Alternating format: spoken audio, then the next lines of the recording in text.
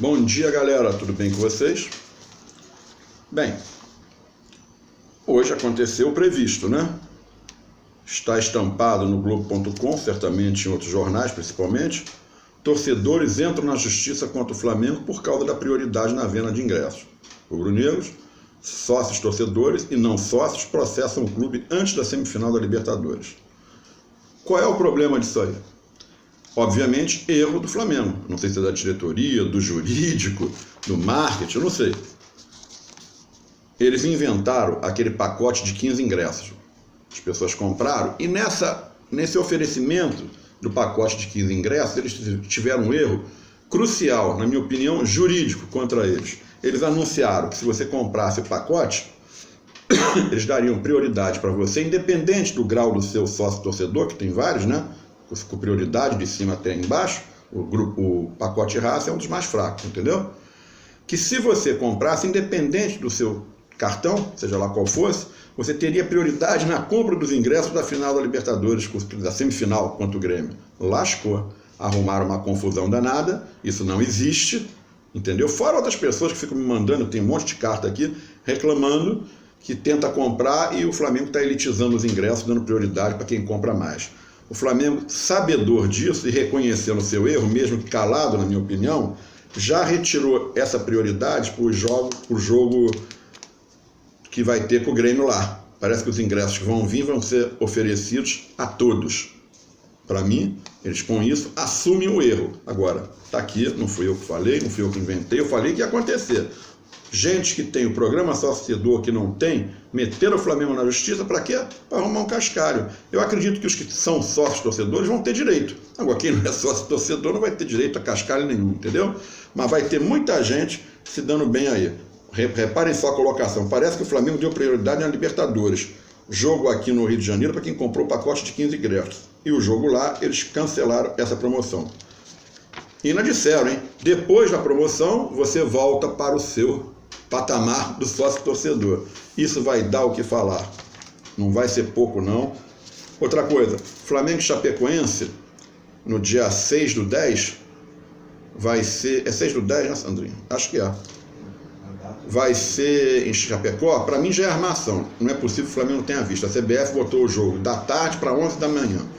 Vou te falar uma coisa, jogar em Chapecó, 11 da manhã, no verão praticamente, não tem sombra, porque o estádio é pequeno, o Flamengo vai sofrer para ganhar deles lá. Para mim já é movimentação para travar o ímpeto do Flamengo, a quantidade de pontos que ele deve acumular, para não chegar faltando 3 rodadas, já campeão brasileiro, e ninguém mais vai querer aos estádios, além da torcida do Flamengo. Também porcaria, o resto praticamente não está indo. Lembrando que o Ibope soltou nova pesquisa ontem ou anteontem, que ontem não deu para me falar, que eu fiz fazer umas gravações, tá? Que o Flamengo aumentou a vantagem sobre o Corinthians no Rio de Janeiro. O Flamengo tem 20% de torcedores no Brasil, a cada 100, 20 são flamenguistas. O Corinthians vem a seguir, já um pouco mais distante, 14%. Depois São Paulo com 8%, Palmeiras com 6%. Palmeiras, todo o poder dele, não consegue ser a maior torcida de São Paulo, muito menos a segunda. Vasco, Cruzeiro e Grêmio embolou tudo com 4%. A briga tá feia, em cada 100 tem 4%. O Internacional caiu em relação ao Grêmio, está com 3%, aí vem a ralé. Botafogo e companhia, todo mundo com 1% ou menos. Fluminense nem aparece na lista. Acredito que de cada 100 torcedores do Fluminense, a metade é o Fluminense, a outra metade deve ser o Flamengo, mais ou menos assim, entendeu? E o Vasco também caiu. Ele era geralmente o primeiro, segundo, terceiro, o quinto. Colou nele o Cruzeiro e o Grêmio. Babou pro Vasco. Bem, isso tudo aconteceu ontem. O Flamengo promete expulsar sócios torcedores que compram ingresso e anunciam na internet. Até no Mercado Livre estão oferecendo ingresso. Olha só. O que é mal feito vai continuar mal feito. Por que até agora, estamos já praticamente 150 mil sócios torcedores, eles não lançaram o plano mensal? Estou rouco de falar. Aliás, diga-se de passagem, ainda vou apurar. Ontem eu marquei com a gerente do sócio torcedor do Flamengo, um blá blá blá, uma conversa, tem tudo guardado. Guardei tudo para se tentarem me atacar, eu tenho tudo. Mandei o e-mail que ela pediu, ela recebeu, deu ok, marcou para ontem 10 horas da manhã. Quando eu cheguei, só o tom da recepcionista falando com ela, eu já sabia que via mentira aí. Aí ela deu educadamente, na mesma hora mandou um e-mail para mim, dizendo que mandou mais cedo, mas eu vi na mesma hora que eu cheguei lá. depois que a telefonista falou, e disse que não poderia me atender naquela hora. Depois eu apertei, disse que alguém lá disse para não gravar. Agora eu estou tentando saber, vou apurar, quem deu a ordem. Eu conheço todo mundo. Então, alguma jogada tem aí. Por que não falar do programa Sócio Torcedor? Tem alguma coisa errada lá dentro? Não sei. É a minha opinião. Alguma coisa pode ter, não estou dizendo que tenha. Agora, enquanto eu não falar com ela, eu não vou sossegar. Eu estou cheio de perguntas do programa Sócio Torcedor, perguntas banais, pertinentes ao programa, o qual eu enviei para ela a lista, para ela ler, ela leu, concordou e marcou. Mas enfim, isso é papo para outra hora. O goleiro sub-20 do Flamengo, Pedro Caracossi, renovou até 2020. Ele é o reserva do Hugo no sub-20, mas é tido como uma promessa. Outra coisa importante, Moser fez aniversário ontem, 59 anos, a goleira do futebol feminino do Flamengo faz aniversário hoje, que eu não lembro o nome dela. 20% dos ingressos também, outro bochicha, que o Flamengo disponibiliza no Maracanã, são clonados. Não por o Flamengo, é claro, por alguém, uma quadrilha, e o Flamengo perde em média 600 mil reais, é o que eu li. Quem é que não sabia disso? A farra é completa, dessa forma, ingressos colocados à venda lá fora, enfim, os caras conversam com as bilheteiras, tanto do Flamengo quanto do Maracanã, então isso tem que ser apurado, quem tem que apurar é o Flamengo, o jurídico do Flamengo. De 10 públicos esse ano, o Flamengo cravou 9, do primeiro ao 9º lugar. O 10º é que é de outro time.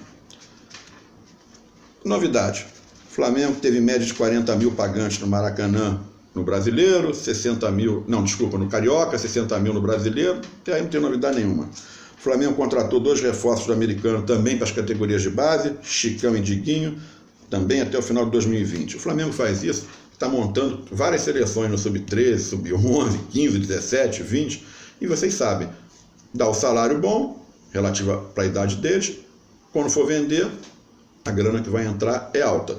Aliás, o Thales Magno está dando mole, estou falando isso toda hora. Já o São Paulo, o Corinthians vão vir aí, Palmeiras, para comprar o cara. Sabe por quê? Porque a multa rescisória dele é baixa. O Vasco só paga 6 mil para ele por mês, é 12 milhões. Eu, se fosse Flamengo, já tinha depositado esse cascalho para o Flamengo mais mola, trazia ele para o Flamengo, preparava ele ia jogar, conclusão, daqui a um ano o Flamengo ia botar 200 milhões no bolso em cima do Vasco, problema do Vasco. Mas o Flamengo gosta de se dar bem com os adversários no Rio de Janeiro. Enfim, mas eles não querem se dar bem com o Flamengo. Renato Gaúcho falando para cachorro, enfim, vamos esperar o jogo para a gente dar uma cacetada nele. Gabigol, maior artilheiro do primeiro turno em pontos corridos, o cara é artilheiro em tudo. Emprestaram o Maxi Lene do Sub-20 para o Avaí, para dar um reforço no Avaí, para o garoto pegar experiência, vai ficar até o final do ano. Em 6 meses, Gabigol fez mais gol que Guerreiro em 3 anos no Flamengo, novidade. Ele só tem que parar de ficar arrumando cartão amarelo. Segundo dizem, o Flamengo já está praticamente fechado com a Inter de Milão a contratação do Gabigol. Pasmem, dizem que não vai envolver jogador, só grana. A seleção vai ser convocada hoje, a expectativa no Rio de Janeiro, Gerson, Bruno Henrique, Gabigol e o Everton Ribeiro. Mas o Tite já falou que vai convocar um de cada time. Também se ele fizer isso com o Flamengo vai ter que adiar seus jogos, entendeu? Aí eu quero ver o calendário para botar esses jogos. Mas eu acho que ele vai buscar o Bruno Henrique ou o Gabigol. O tal do Drebe, acho que é isso, Drebe Guarim, salário na faixa de 1 milhão até o final de 2020, o volante colombiano. Eu não contrataria. Eu usaria esse dinheiro para renovar com o Jorge Jesus, que ele tem contrato até o meio do ano que vem, mas estão dizendo que ele vai receber várias propostas de futebol europeu, que gira em torno de 2 milhões e meio. O Flamengo pode pagar 2 milhões e meio para ele. Se queria trazer o Balotelli por quase 2 milhões, aquele bonde, que pegue, feche logo com o Jorge Jesus, acerte logo, o cara trabalhar tranquilo, para virar as férias dele tranquilo, já pensando em reforçar o elenco para o ano que vem. Porque ano que vem vamos ter mais competições ainda. Estaremos também no Mundial de Clubes, tenho certeza que vai ser estilo Copa do Mundo. O Flamengo precisa de um terceiro goleiro experiente, não tem, 2 zagueiros, segundo volante, 1 e 2 atacantes. Esse ano, antes de começar o segundo turno do Brasileiro, antes dos Jogos da Libertadores e antes do Mundial de Clube, o Flamengo já faturou, a mais que em relação ao ano passado, 18 milhões de reais. Até o ano passado, Palmeiras e Corinthians lideravam a arrecadação de dinheiro em caixa entrando nos 2 últimos anos. Esse ano o Flamengo já superou os 2, já tem 18 milhões a mais que tinha no ano passado. E olha que ainda tem 19 jogos do Brasileiro, no mínimo 2 ou 3 pela Libertadores e quem sabe 2 pelo Mundial. O Flamengo vai disparar o cascalho esse ano aqui no Rio de Janeiro. 100% de aproveitamento no Maracanã, saco, vai ser mantido. Podem cravar, já estudei a tabela. Só o caso uma catástrofe no Maracanã, um alagamento, um piriri em todo o elenco. Fora isso, o Flamengo não perde. Canso de falar, vou fechar com isso, que o Flamengo e o Atlético do Paraná, eu vinha falando isso, mudaram a colocação dos grandes, pequenos, médios no futebol brasileiro. O Atlético do Paraná, há 2 anos pelo menos, é tido como, para mim, um grande clube e não um médio, como é o Curitiba, lá em Curitiba e outros. E o Flamengo subiu também, saiu do grande para ser o único gigante do futebol brasileiro. Olha lá, o Flamengo pega no Rio de Janeiro, numa sequência rápida, Internacional, São Paulo e Atlético Mineiro. Se vencer esses 3, meu amigo, olha o que vem pela frente. Não precisa nem correr muito. Fluminense, CSA, Corinthians, Bahia, Vasco, Ceará e Avaí. O Flamengo vai chegar no jogo Palmeiras, já campeão brasileiro. Vivo falando isso. Flamengo e Cruzeiro, jogo de risco, porque o Cruzeiro está na zona de rebaixamento, tem um bom time sim, só não vinham jogando, na minha opinião, por implicância com o Mano Menezes e agora com o Rogério Ceni. E também deve ter cascalho atrasado lá, que a grana está curta. Pegaram um monte de roubalheira deles lá, é o que dizem a imprensa. Tá legal? Mais tarde eu entro, que eu vou falar mais um pouco para vocês. Forte abraço. Outra coisa, no canal do YouTube, publiquei entrevista com a Adílio, vou publicar uma outra hoje com um dirigente do Flamengo. Visitei o eterno presidente Márcio Braga. Enfim, entra no canal do YouTube, o mesmo nome, Barreto Flamenguista. Se inscreve e ativa o sininho. Forte abraço, saudações brunegras, tchau, tchau.